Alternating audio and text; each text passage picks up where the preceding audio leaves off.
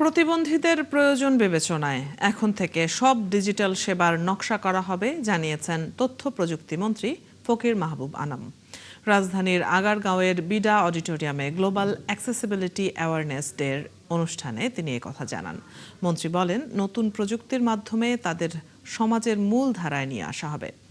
সমাজের কেউ যেন পিছিয়ে না থাকে সেই নীতিতেই অভিগম্য ওয়েবসাইট এবং অ্যাপ তৈরি করা হয়েছে বলেও জানান ফকির মাহবুব।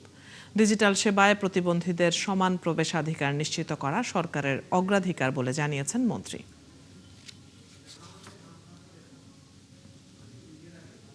মাননীয় প্রধানমন্ত্রী তারেক রহমান সাহেবের নির্দেশে আমরা এই ডিসেবল যারা আছে বাংলাদেশে তাদের উপর স্পেশালভাবে নজর দিব।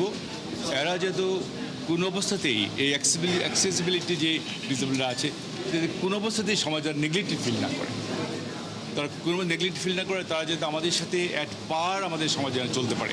লিফটে তারা অ্যাক্সেস করতে পারে না, শ্রবণ প্রতিবন্ধী আছেন, বাক প্রতিবন্ধী আছেন, তাদের বিভিন্ন ধরনের সমস্যার সমাধানের জন্য যে ইকুইপমেন্টগুলো দরকার সেগুলো আমরা কিন্তু দিতে পারি না। সো ইটস আ প্ল্যাটফর্ম যেটা দিয়ে আমরা কিন্তু আরও অনেক বেশি এগিয়ে যেতে পারবো বলে আমরা মনে করি।